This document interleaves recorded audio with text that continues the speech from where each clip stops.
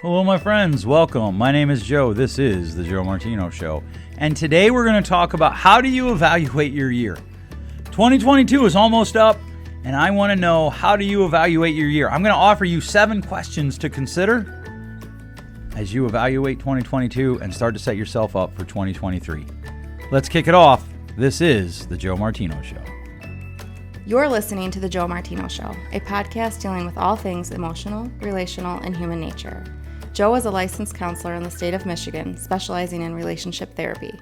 He is also the author of the book, The Emotionally Secure Couple. All advice offered in this episode is offered for entertainment and educational purposes only. Enjoy the show.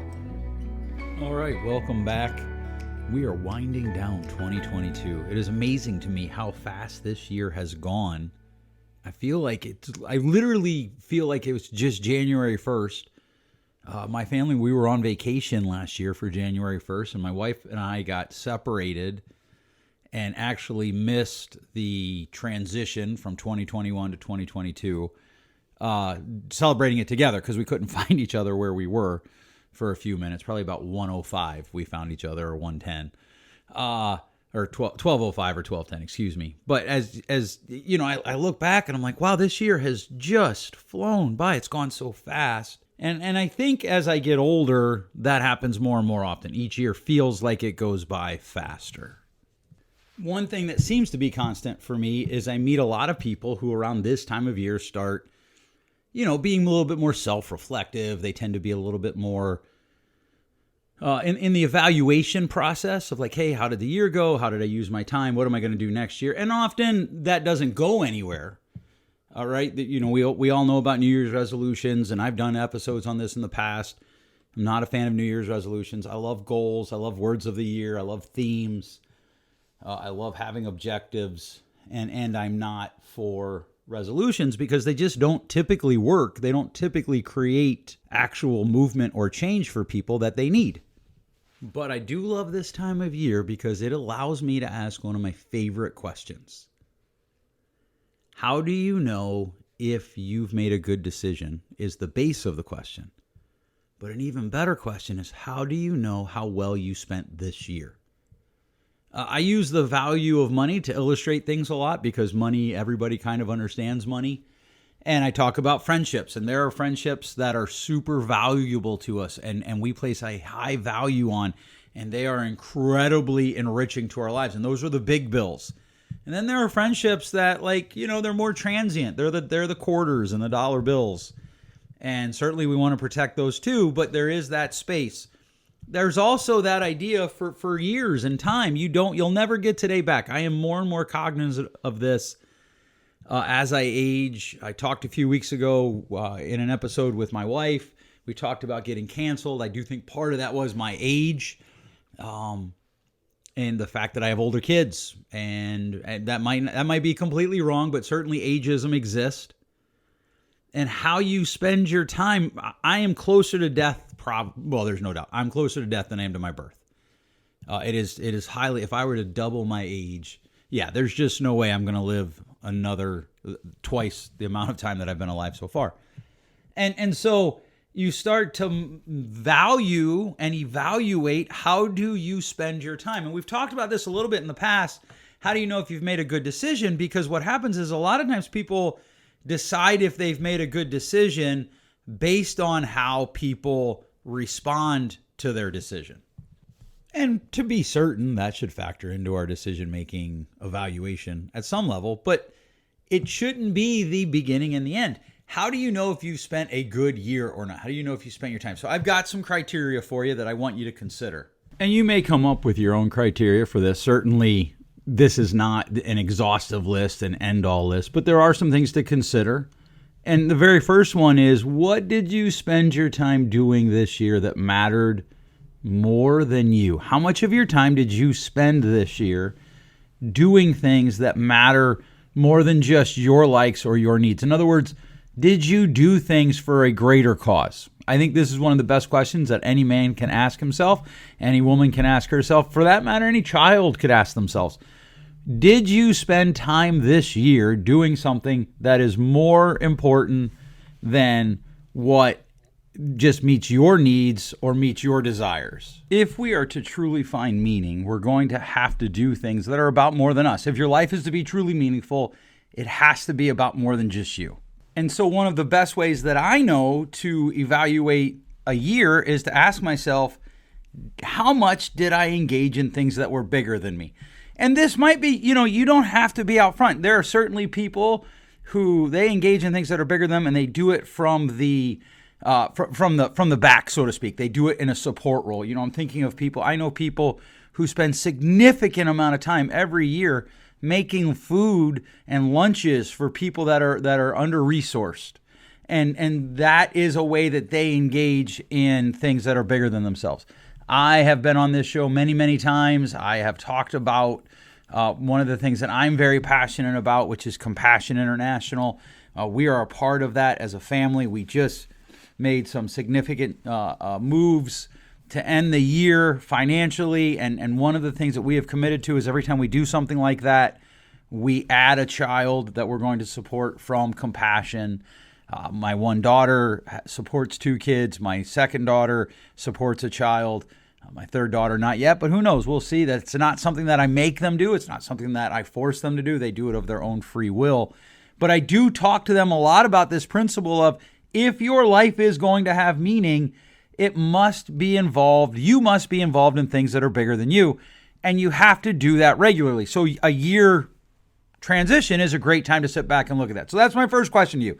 How much time did you spend doing something that was bigger than you? My second question that I ask myself, and that I'd encourage you to ask yourself, is how did I do on my goals? And we've talked about my goals a little bit here in the past. I have some wide-ranging goals. One that I'm going to hit is journal entries for the year. One that's going to be really close is my workout total for the year. And one that just got obliterated, I didn't even get close to doing it, was a goal to write 8 essays for the year. One every couple months would be 6, and I figured I could get another one. I didn't write a single essay. Like, one of the things that I've realized as I read and study history is that a lot of people who were influential in the world, which is something that I want to be in, I at least want to be influential in my world. I don't know about the whole world.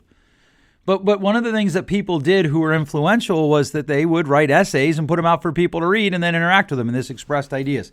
And so I had these ideas. In fact, I even made a list of topics that I could write on, and then I was going to invite a small group of people to read them, and we were going to interact over them.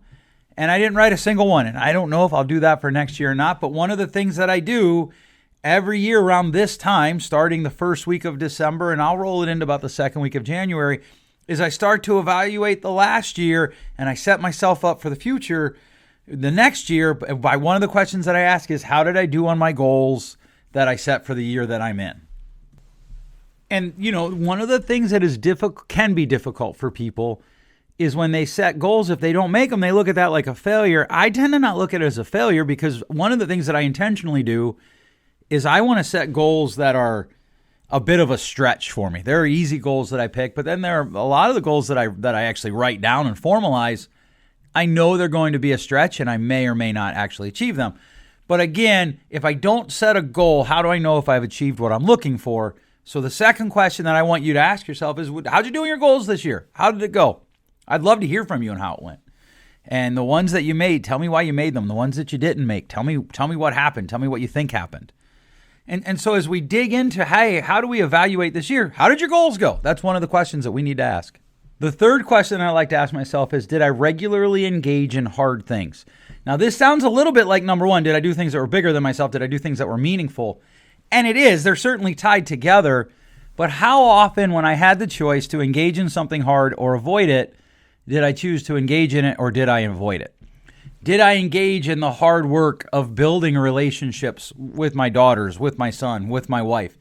Did I engage in hard things? Maybe I tried to pick up a new skill. This past year, my wife and I decided to take up golf, and I had not played at all for seriousness. In my adult life, I probably played twice, if you can call it that, in my life. And so we took it up, and that was a hard thing. We got lessons. We went out regularly. I went to the driving range. I did things to keep, trying to hone that skill.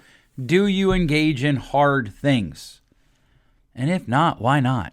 But if you don't, well, that's another day. If you do, how regularly did you engage in hard things for the year? And is that a pace that I want to keep for next year? Do I want to up it a little bit? Do I want to dial it back? Because our lives don't happen in a vacuum. Our lives don't happen in just this one event that we're going through. Our lives happen in conjunction and context of the real world. So some years I might have more energy, more resources to do more hard things. And in other years, I might not have the energy and the resources to do as many hard things. So that's something I want to consider. Next year, do I want to try to keep this pace? Is there a different pace? What do I want that to look like? But for the evaluation process of this year, it's a really simple question.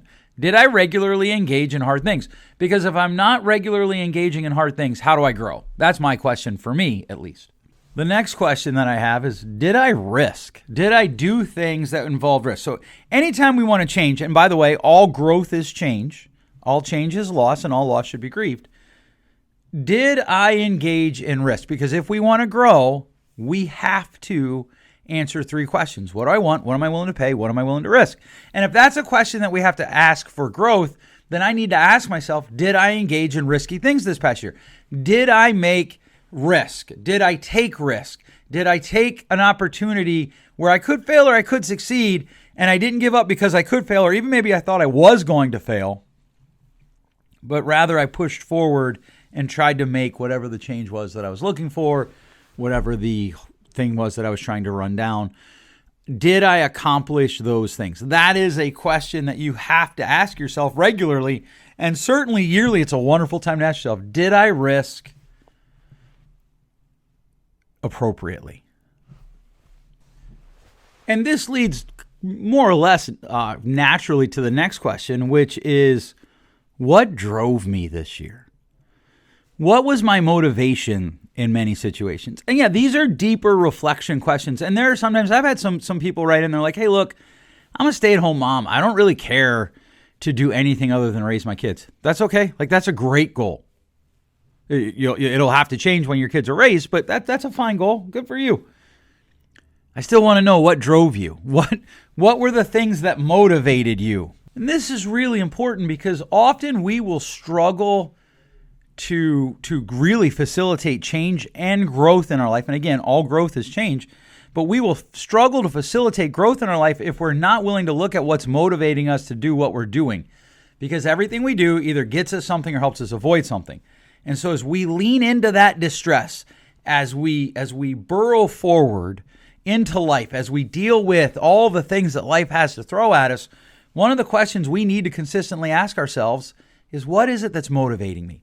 What is motivating me to do what it is that I'm doing? How does that look if I were to pull that motivation out of me and write it down on paper? What does that look like?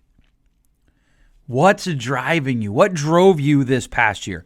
One of the things that's has been very interesting to me is it doesn't look like I'm going to read close to the same number of books that I read most years. I'm going to be, I don't know, probably about 10 to 12 books short. And I'm not sure why, because I didn't really, I don't feel like I stepped back from reading at all this year. And one of the things that I do know is some of the reason that I've read less is other things have motivated me and used my time where I would normally read, right? There's usually some time frames where I'm able to chunk out a lot of books quickly. And I didn't have that. I didn't utilize that time that way this year. I almost said I didn't have that time. I had the time. I just used it differently. And so one of the best questions we can ask ourselves is, what drove me? What were my motivations? And then couple that with, what had my affections? And that's kind of an old school word, old English word. I love words, but what had my affections? The easiest way to figure out what had your affections is figure out what you spent the most time doing. Right? What was it that you were storing up as treasures? What was it that you were showering love on? So again, and I've used this illustration many times in my life, or on this show, and certainly in my life, you would know that hunting has some level of my affection because it gets a chunk of my time. My family gets large chunks of my time. In fact, to the extent where people have asked me, hey, I got recruited just recently to potentially coach at a local high school. And I turned them down, and would have been like a assistant varsity head JV coach job. And I turned them down because I'm not sure how I make time for the things that I want to have my affection if I give my time and therefore my affection to coaching soccer. And here's the thing, if you're a soccer coach or a football coach or a basketball coach or any coach, awesome. Like, I really, truly, I want you to know, I applaud people who are willing to put it out there on the line to try to mentor other people. I applaud people who put it out there. A lot of coaches don't get paid at all, and even the ones who do get paid, most of them are not getting paid anywhere near something that is commensurate with the amount of time that they're putting in. But for me, if I'm going to make a priority of my affections, coaching can't be in it. So when I look back over 2022, what are the things that had my affection? I can write down things that, quite frankly, I find great satisfaction in, because 2022 went pretty well for me. 2021, there were some things that had my affection a little bit out of control. And so I had to kind of rein them back in so that I could make it look right to me. Make it look right, not to other people, but make it look right. And by look right, so that I can make it match the values and what is the word I'm looking for there? The values that I want, that integrated process that I talk about in my book and I've talked about here in the past, of making my actions be integral to my values and belief system, are integral to my actions, so that they all line up so I get the consequences that I want, right? Because the real question about what had my affections is, what we're asking ourselves is, what is out there that I'm aiming for? This weekend, my wife and my daughter and I were going on a trip to a nearby city, and it's, I don't know, 3-hour drive, 3.5-hour drive. But we have to know where we're going. The last time we went, we actually got a hotel not in the area where we were going. And it was fine. It all worked out. It added, about 35 minutes to the trip. But it was fine. But again, it's a little bit, it's not a perfect analogy, but it's a little bit like that for our lives. Where are you going? What are the things that are in the area that you're aiming for? And what does that look like? So I started out in 2022 to write a manuscript. It's not done, and it's not going to be done by January 1 of 2023. But the overall context there is that I want to have the book published at the very latest by February of 2024, ideally sometime in the fall of 2023. I'm still on target to get that done. I can still do that. And so you start asking yourself, well, what had my affections? That's a fancy way of saying, or maybe an old school way of saying, what was it that you gave your time and energy to and your love to? Because that is not an infinite resource. It is a finite resource, because you can only show love by being present. And you only get so much time to be present. And so what is it that has your affections? And then one of the things that I do is I give myself an overall grade for the year. How did the year go? On a grade scale of A to F, I still believe that Fs exist. On an A to F grade scale, how would I give the year? I might even spend some time highlighting, here are some memorable moments from the year. Now, I journal, so that makes it way easier for me. I go through and I read the journal. Probably here in about 2 weeks, I'll start rereading this year's journal. I'll skim it. And I'll read different posts. What went well? What didn't go well? What needs to start in 2023? What needs to stop in 2023? And from that, I'll formulate a grade for the year. A, B, C, D, F. What was it? And then what am I aiming for to do? What am I aiming at to accomplish in 2023 in order, maybe if it's a great, like if I feel like, 2022 was an A+. Okay, what am I going to do in 2023 to continue that? Or let's say I'm like, it was an okay year. It was a C. Okay, what am I going to do in 2023 to make it a B? What could I do to make it an A? And here's the thing. This isn't for anybody else. This is literally just for you. It's just for you. So maybe if you didn't read a single book in 2022, your goal is to read 2 books next year. That's 1 in 6 months. That's literally 5 pages a day for the average book. And you'll be good to go. You'll have time left over. Or maybe your goal is to walk 100 miles at an exercise pace next year. I don't know. We're going to talk about goals in the near future. But maybe you didn't take very good care of your health this year. And so that's what you're looking for next year. Or maybe you want a new job because you don't like your job this year and it really brought down your grade for the year. Whatever it is, what are you going to do next year? All right, those are 7 questions. I actually, when I first thought about this, I realized that I actually kind of worked through somewhere around 25 questions for the year. And I just didn't think that would be a very good podcast episode. I felt like that would probably be a little too lectury. So I tried to find the 7 that I think are the most beneficial. So here's these 7. If you have others, I'd love to hear them. Email me, joe@joemartino.com. Put podcast in the subject line because otherwise I might miss it, to be honest with you. And I still might miss it because I do get a lot of emails. I try. I want you to know I really do. I schedule time to go through my emails and look, but sometimes they get missed. They get moved into a folder, like a junk folder, and they shouldn't be, or whatever. But email me, Twitter me, Facebook me, whatever works for you. If you enjoyed this, please share it with your friends. We find meaning by engaging in things and giving it away to other people. That's one of the ways that scientifically we know we as humans find meaning. All right, thanks so much for listening. We'll catch you next week. Thanks for listening. If you enjoyed today's show, please share with a friend. And hey, give us that rating in your podcast store. Until next time, change possible.